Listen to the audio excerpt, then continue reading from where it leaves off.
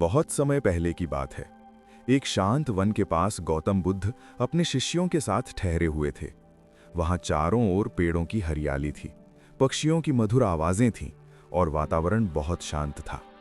उसी स्थान पर प्रतिदिन बुद्ध अपने शिष्यों को ध्यान और जीवन की सच्चाई के बारे में सिखाते थे। एक दिन सुबह का समय था। सभी शिष्य बुद्ध के सामने बैठकर ध्यान कर रहे थे, लेकिन उनमें से एक शिष्य बार बार झपकी ले रहा था। उसकी आंखें बंद होते ही सिर नीचे झुक जाता और वो सो जाता। कुछ देर बाद बुद्ध ने धीरे से उसकी ओर देखा और मुस्कुराए। ध्यान समाप्त होने के बाद वो शिष्य बुद्ध के पास आया और बोला, भगवान, मैं बहुत प्रयास करता हूं कि ध्यान कर सकूं, लेकिन जैसे ही बैठता हूं मुझे नींद आने लगती है। मेरा मन शांत नहीं रहता और मैं आलस महसूस करने लगता हूं। मैं क्या करूं? गौतम बुद्ध ने उसे पास बैठाया और बड़े प्रेम से कहा, ये समस्या केवल तुम्हारी नहीं है। बहुत से लोग जब सत्य की खोज शुरू करते हैं तब उनका मन और शरीर उनका साथ नहीं देता, क्योंकि मन अभी भी भटकना चाहता है और शरीर आराम चाहता है। फिर बुद्ध ने उसे एक छोटी सी कहानी सुनाई। बुद्ध बोले, एक समय की बात है, एक किसान था। उसके पास बहुत उपजाऊ खेत था। अगर वो रोज खेत में मेहनत करता तो बहुत अच्छा अनाज उग सकता था। लेकिन उस किसान को आलस की आदत थी। वो कभी देर से उठता, कभी खेत में जाने से बचता, कभी कहता कि आज बहुत थकान है। धीरे धीरे उसके खेत में घास और कांटे उग आए। खेत तो उपजाऊ था, लेकिन क्योंकि किसान ने ध्यान नहीं दिया, इसलिए फसल खराब हो गई। बुद्ध ने शिष्य की ओर देखकर पूछा, बताओ, उस किसान की फसल क्यों खराब हुई? शिष्य बोला, भगवान, क्योंकि उसने मेहनत नहीं की और अपने खेत का ध्यान नहीं रखा। बुद्ध मुस्कुराए और बोले, ठीक उसी तरह मन भी एक खेत की तरह है। अगर तुम उसका ध्यान नहीं रखोगे तो उसमें आलस, नींद और भटकाव के कांटे उग जाएंगे।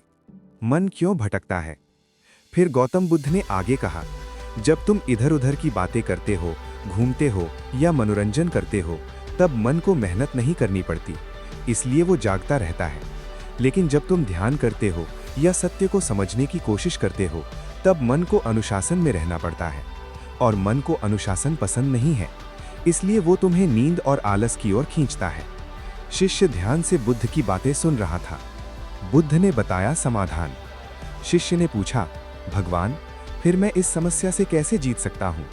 तब गौतम बुद्ध ने उसे 3 महत्वपूर्ण बातें बताईं। पहली बात, शरीर को अनुशासन में लाओ। बुद्ध बोले, अगर तुम देर रात तक जागते रहोगे और शरीर को आराम नहीं दोगे तो ध्यान के समय नींद आएगी। इसलिए अपने जीवन में अनुशासन लाओ। सही समय पर सो और सही समय पर उठो। दूसरी बात, ध्यान करते समय सजग रहो। बुद्ध ने कहा, जब भी तुम्हें लगे कि नींद आ रही है तो तुरंत अपनी आंखें खोलो, गहरी सांस लो और अपने मन को फिर से ध्यान में लगाओ। सजग रहना ही ध्यान की पहली सीढ़ी है। तीसरी बात, धीरे धीरे अभ्यास करो। बुद्ध बोले, ध्यान कोई ऐसी चीज नहीं है जो एक दिन में सीख ली जाए।